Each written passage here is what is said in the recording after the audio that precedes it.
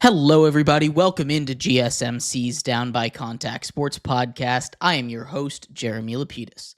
Today is Friday, May 16th. Hope everybody's had a great week so far. Today, there is a lot. And when I say a lot, I mean a lot of breaking news. We're going to go over the bombshell of an article that came out yesterday surrounding Caleb Williams, his almost decision to go to the UFL.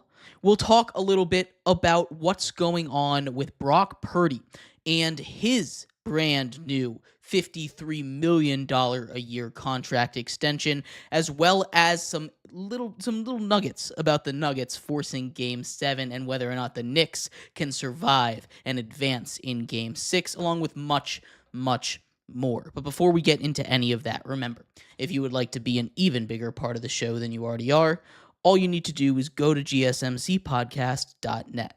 Or if you're on YouTube, you can use that super chat feature.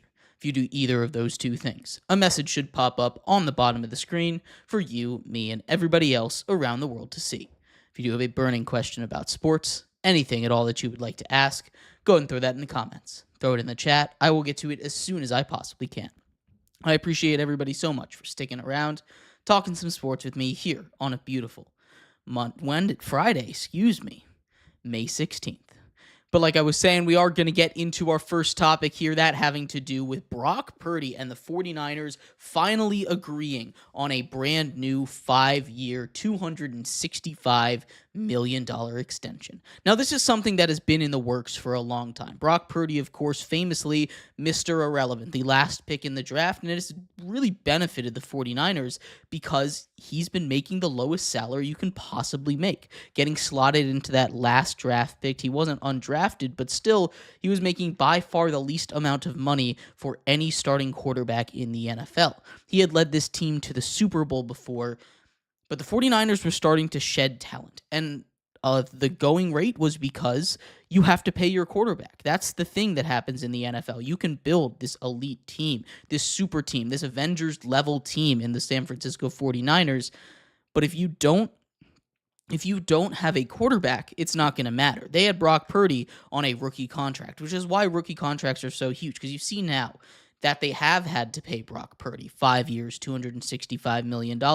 They've had to let a lot of talent go. On the offense, they've had to let a bunch of offensive linemen go, as well as Deebo Samuel walk. They've had to let, on the defensive side of the ball, a lot of people go. Dre Greenlaw, the heart and soul of that linebacking core. They've let Hufanga go to the Broncos, the heart and soul of that secondary. They let Charvarius Ward go. Lots of huge names from this San Francisco 49ers defense, no longer a part of the team.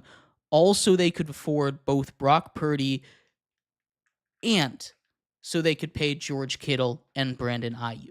Now, 5 years, $265 million works out to $53 million a year, which seems to be the going rate for quarterbacks of this skill level. If I had to give you a list of the top quarterbacks in the NFL, Brock Purdy would be somewhere between 15 and 20. He would be in that range with guys like Tua Tagovailoa, with guys like Jared Goff, a lot of guys in that same sort of pay range that he is currently in. Now, that just seems to be the going rate with a quarterback that I would describe as someone that if you give him the weapons, will win you games. But he is dependent on the team around him as opposed to being able to lift up a worse team.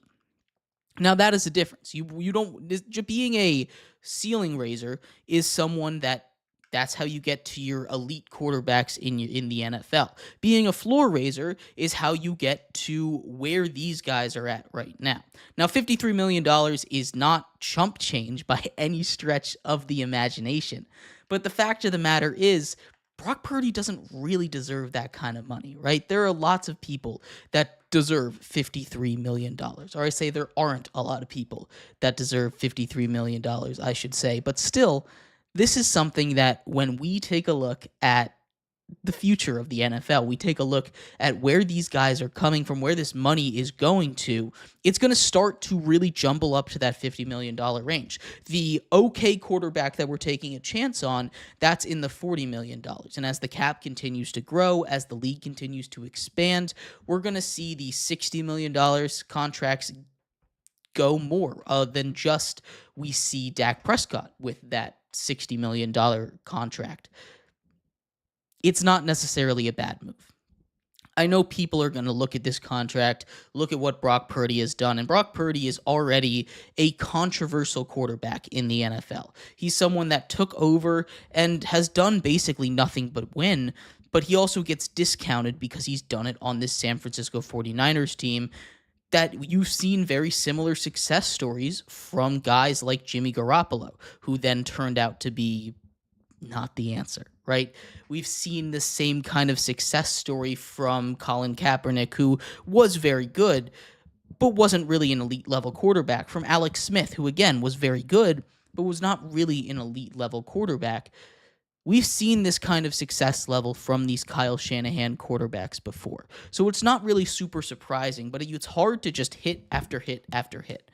It's not something that is expected of NFL teams. It's the outlier, not the rule. That's why it's so amazing what the Packers have done, and to the same extent, what the 49ers have done, basically having a elite quarterback for the last 30, 40 years at this point is incredibly impressive.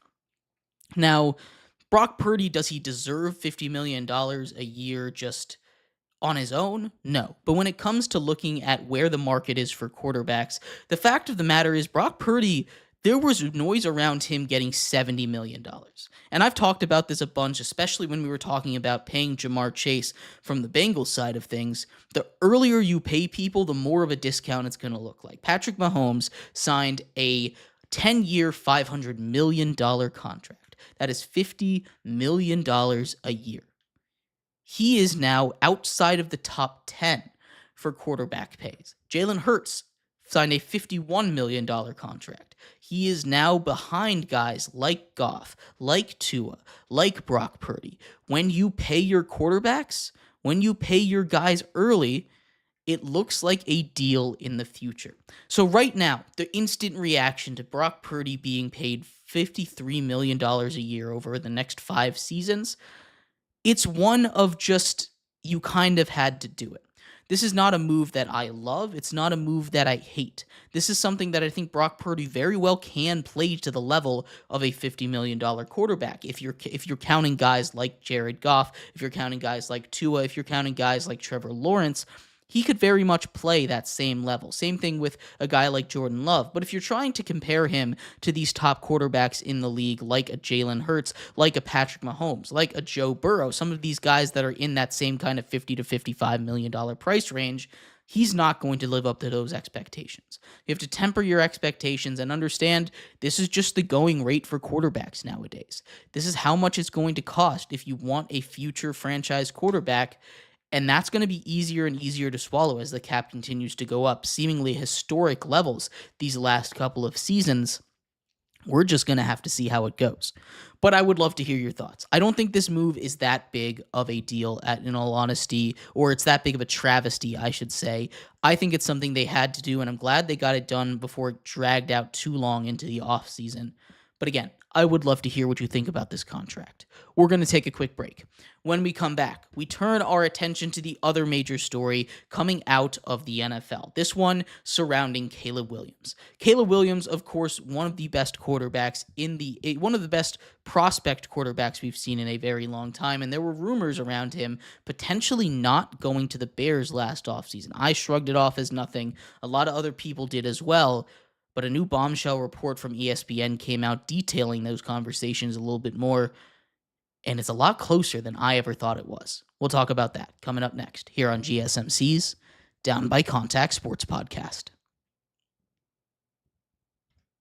I feel like I'm losing my mind.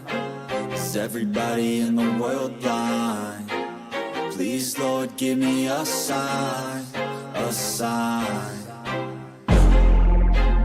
I feel like I'm losing my mind. Is everybody in the world blind? Please, Lord, give me a sign, a sign. I wanna wanna be the greatest. Everybody on the fake shit, I look around and feel like everybody is the fakest. I make this every day and I'm impatient, hoping one day I blow up from the basement. Statement, the top is so vacant, I don't hear shit that I think is amazing. Waiting for my day when I'm playing sold out shows for 1,000 faces. Hey, give me that crown, get in my way and to be put down. It ain't your place, all this my town. If I want that shit, then I'll get it right now. I'm losing it, the noose it fits, I'm losing shit, a stupid myth. You choose to live or choose to dip, you choose to fight or lose your grip and lose a gift. Oh, I feel like I'm losing my mind. Is everybody in the world blind? Please, Lord, give me a sign, a sign. I feel like I'm losing my mind. Is everybody in the world blind?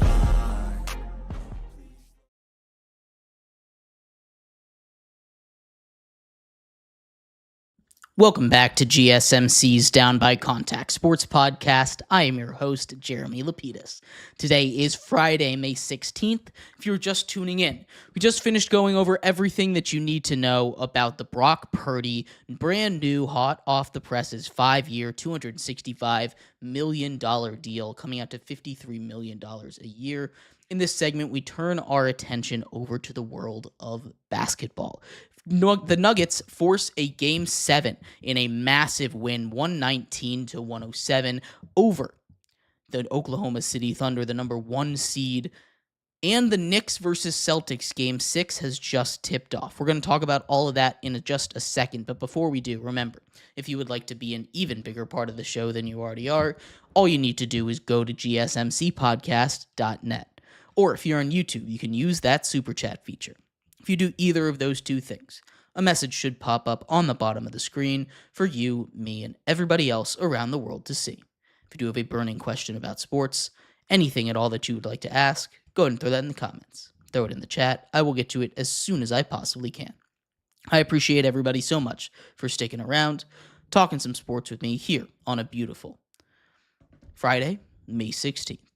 But like I was saying, we are going to get into a little bit of NBA action as the Denver Nuggets have now forced a do-or-die Game 7. The second straight series for this Denver Nuggets squad that goes to 7 games. And if you go back to last playoffs, the third straight series for them where they've gone 7 games. Now, Nikola Jokic and this Nuggets team have historically been pretty good in Game 7. Of course, they lost in Game 7 to the Wolves last season, but they took care of business against the Clippers earlier on.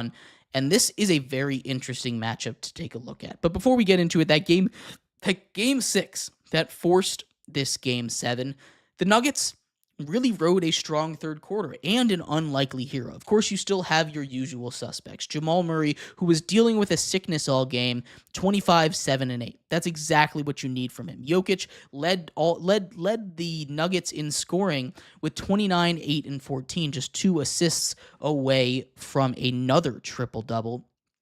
The real thing, though, the hero of this game was Julian Strawther. Julian Strawther, who hasn't played real minutes that matter in a game in over 2 weeks, showed up and had 15 points in 20 minutes tonight, including a run at the end of the third quarter where he outscored the Thunder 10-8 all by himself. He was amazing in this game, and that's not something that you're going to expect in Game 7 again, because this is a Nuggets team that has a lot of ways to score. Michael Porter Jr., who has struggled, had missed 13 straight threes a little bit into this game, started to figure it out down the stretch, finished with 10 points. If he can play like he did down the stretch of that game, hit a couple threes, this Game 7 is going to look a lot different. The other key factor for them in Game 7 is going to be Aaron Gordon.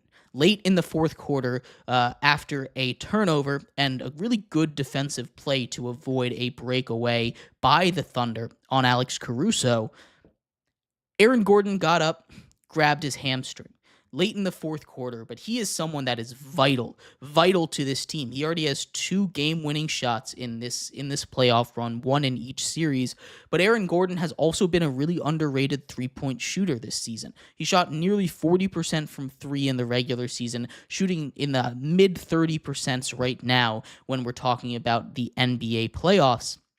He's also just a really solid defender, energy guy. He gives everything he has, and he is the underrated third piece in this. A lot of people say it's Michael Porter Jr. It's Aaron Gordon in this one. I don't know how they're going to replace Aaron Gordon minutes if he isn't able to go, which there is a chance that he isn't. He needs to be able to go. Otherwise, this game 7 is just not going to go the way of the Nuggets. On the Thunder side of things, they just kind of were off all night. They missed 12 straight three-pointers in the third and fourth quarter. Shai Gilgeous-Alexander, a guy that doesn't usually deal with foul trouble, had his fourth foul before halftime. He had 4 fouls before halftime. That was the first time since November of 2022 that he had that many fouls in the first half. He ended up finishing the game. He had 32 points, really efficient as you would expect of Shai, 11 of 16 from the field.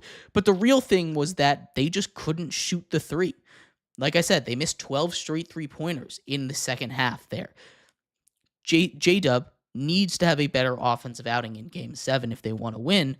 He was 3 of 16 from the field, and he was 0 of 4 from 3. He had a missed wide-open dunk, and that kind of felt like the game to me. Alex Caruso doing his thing on the defensive end, forced a couple turnovers in the row down the stretch, but this game just wasn't really there for the Thunder. The OKC in that game shot just 27% from behind the arc, and again, those 12 straight missed three-pointers were a huge part of why they weren't in this game. Really, the key for Game 7 is not the star, because you know Jokic is going to play well. You know Shai is going to play well, and very well, they haven't announced the MVP. The MVP might get decided in Game 7 there. The whole series so far, each and every game, has been decided by which team has the best depth performance, whether that be Aaron Gordon, or Jamal Murray, whether that be J-Dub or Chet, whether that be, any of the Lou Dort or any of these guys on the Thunder or any of these guys like Julian Strother who stepped up in Game 6. It's whoever's depth pieces have played the best. Those are the ones that have tended to win these games in this series. So I'm not looking at my X factor in Game 7 back in OKC to be Shai or to be Jokic. They need to have good games. They're probably going to have good games. That's just kind of a given right now. What I'm looking at is the rest of the team to show up. And if I'm looking at Game 7 right now, the reason that I will be taking the Thunder in this one is because they have just so much depth. They have so much depth, and I can't imagine another Julian Struthers game. I can't imagine Russell Westbrook really stepping up, because he's been not that great all series long. Maybe he could in Game 7 in front of OKC, one of the greatest Thunder in the history of the franchise, going back for a huge game. Maybe he steps up there, but it's going to be up to those kind of guys. And I think that the Thunder just have too much depth for the Nuggets to handle. And because of that, I'm taking the Thunder in Game 7 on Sunday. But there is one game taking place tonight, that being the game between the Knicks and the Celtics. Game 6 in New York, in the Garden over there, Madison Square Garden. Game 6 has just started. It's just kicked off a couple minutes ago. This is a must-win game, not just for the Celtics, who are on the brink of elimination, but also for the Knicks, right? The Celtics, of course, must win because they lose this game. They get to spend the rest of the summer in Cancun. But for the Knicks, it's a whole nother kind of pressure. It's a mental kind of pressure. This is a kind of pressure that is hard to claw back from, especially if you have to go on the road in Game 7. We've seen them struggle in the regular season against Boston. The Celtics lose Jason Tatum. Derek White shows up. Jaylen Brown shows up. They take care of business in Game 5 back in TD Garden in Boston. If Jason Tatum goes down, and the Celtics win 2 straight games after that, after it seemed like they were just never going to be able to win a tight game in this series, that is so much pressure on the Knicks. The pressure goes off of the Celtics. It becomes a do-or-die game, the same stakes for both of these teams, and it's more on the Knicks to avoid choking a 3-1 lead than it is on the Celtics for trying to come back. The Celtics might have been the favorites heading into this series, but right now it's the Knicks. They need to win 1 out of 3 games. They've already lost 1. Now they just need to win 1 out of 2. This is something that they need to win in the Garden. It would mean so much more if they won this in Madison Square Garden for a right for revenge against the Indiana Pacers, who knocked them out in 7 in the Garden last season. I'm really excited for this game. This game should be amazing, but again, it is a must-win for both teams. I think the Celtics get it done, and that forces a Game 7 on Monday, which I think is going to be the tightest playoff game that we have seen. I know we saw a dunk buzzer beater, but still, I think that game gets even closer than that Nuggets Clippers game in round 1, especially since it's round 2. But I'd love to hear your thoughts. What do you think happens in the game tonight? What do you think happens in Game 7 between the Nuggets and the Thunder? I'd love to hear what you think. We're going to take a quick break. When we come back, we do take a look back at the NFL. There's a couple of big things going on in the NFL, including a bombshell report going on currently about Caleb Williams, how he almost went not to the NFL, but to the UFL. We'll be right back here on GSMC's Down by Contact Sports Podcast. Looking for your daily fix of sports talk without having to pay for it? GSMC Sports Network is available on YouTube. Just search GSMC Sports Network. Get your fix of daily sports talk shows on YouTube, absolutely free. NFL, college football, NBA, MLB, MMA, UFC, fantasy football, and so much more. GSMC Sports Network has shows running all day long, with new sports shows starting every 2 hours. Just like on your favorite cable sports channel, except GSMC Sports Network is absolutely free. Just search GSMC Sports Network on YouTube to catch one of your new favorite shows, like the GSMC College Football Podcast, Chip Shot Football Podcast, Hoops and Heels Women's Sports Podcast, GSMC Basketball Podcast, and so many more. Check it out for yourself. GSMC Sports Network, now available on YouTube absolutely free. Search GSMC Sports Network on YouTube right now.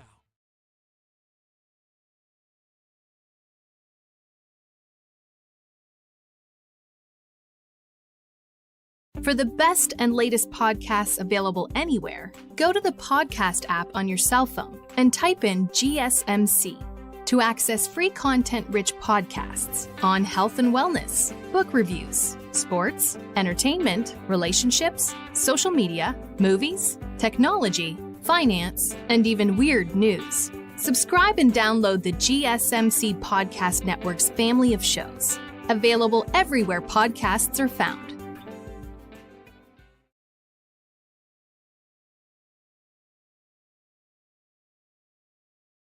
Welcome back to GSMC's Down by Contact Sports Podcast. I am your host, Jeremy Lapidus. Today is Friday, May 16th. Hope everybody's had a great week so far. If you were just tuning in, we just finished going over everything that you need to know about the NBA. The game from last night, previewing Game 6 between the Knicks and the Celtics tonight. In this segment, we turn our attention back to the NFL. Caleb Williams, one of the most promising quarterback prospects we had seen in a very, very long time, didn't have his greatest first season with the Bears, but his rookie year almost wasn't spent in the NFL at all. We'll talk about that in just a second. But before we do, remember, if you would like to be an even bigger part of the show than you already are, all you need to do is go to gsmcpodcast.net. Or if you're on YouTube, you can use that super chat feature. If you do either of those two things, a message should pop up on the bottom of the screen for you, me, and everybody else around the world to see. If you do have a burning question about sports, anything at all that you would like to ask, go ahead and throw that in the comments. Throw it in the chat. I will get to it as soon as I possibly can. I appreciate everybody so much for sticking around, talking some sports with me here on a beautiful Friday, May 16th. But like I was saying, we are going to get into what we need to know about Caleb Williams. A bombshell report coming out of ESPN yesterday afternoon goes into detail about what was happening behind the scenes of Caleb Williams. For those who don't remember, Caleb Williams out of USC, a former Heisman winner, didn't have his greatest season in his finale, his last chance on the college football field. His father wanted the best for him, as most fathers do. And the Bears have been a place where QBs go to die historically, right? They've never had a 4,000-yard passer in the history of the Chicago Bears. A storied franchise, one of the oldest franchises in the NFL, has never had a quarterback that they can truly say is a franchise savior, is someone that can come in and be that difference maker for them. They've always been a defense-first kind of organization, which isn't necessarily the worst thing, but the fact that they've never had a 4,000-yard passer at this point is a little crazy, right? Caleb Williams was prepared to take some insane steps to avoid playing for the Bears, and more specifically, playing for offensive coordinator Shane Waldron. Now, we'll talk a little bit about Shane Waldron first before we get into the steps that he might take, because Shane Waldron came over from the Seattle Seahawks, and Jackson Smith-Njigba famously said very not glowing things about him. He wasn't very excited, or he was very happy, I should say, when Shane Waldron left the Seahawks, right? It was a much better situation for him and that wide receiver room and that offense overall. And we saw the same thing happen in Chicago. He got promoted to be he got fired in the middle of the season. Same thing with the head coach a couple days later, but that was the biggest concern. Now, Caleb Williams, who originally was unsure about wanting to be a part of the Bears, had lawyers look over the CBA, look over the contract, find a way out of it, and the most efficient way that he found out was potentially to play one season in the United Football League. Yes, the Rock's UFL. The UFL that plays spring football. The UFL that is currently going on right now, in case any of you didn't know that. A smaller football league, but it would have allowed him to be an unrestricted free agent in 2025. And in that timeline, we're talking alternate history kind of stuff here, it would have been fascinating to see how the quarterback market would have changed, because Caleb Williams in this year's quarterback market, a quarterback market whose highlight were Justin Fields and Russell Wilson, a quarterback draft whose highlights were Cam Ward and Shedeur Sanders. Where would these guys have gone? There were people trying to make crazy trades for Matthew Stafford. There was a trade for Geno Smith because the quarterback market in free agency just wasn't there. But in this potential future, where we see Caleb Williams be an unrestricted free agent, he could have been paid in that $50 million range almost immediately. Again, it kind of depends on how it went in the UFL for him. If he had the season like he did with the Bears this year, it probably would have killed his career, and that wouldn't have been good. He still would have been given a chance in the NFL, I believe, but still, he probably would have been better to stay in college if he was going to go to the UFL. Outside of that, this would have been really cool to see, because I think the Giants, the Browns, I think the Jets would have given up an arm, a leg, a body, a soul, anything, you name it, to get Caleb Williams into their organization this offseason. Instead, he's with the Bears. And I don't want to over-report this, because he said that he's going to fix the Bears. He said after a couple meetings that he was excited to go play for the Bears and make them a successful organization. But another big part of that report was that he wanted to play for the Vikings. At the draft combine, he talked to Kevin O'Connell, and he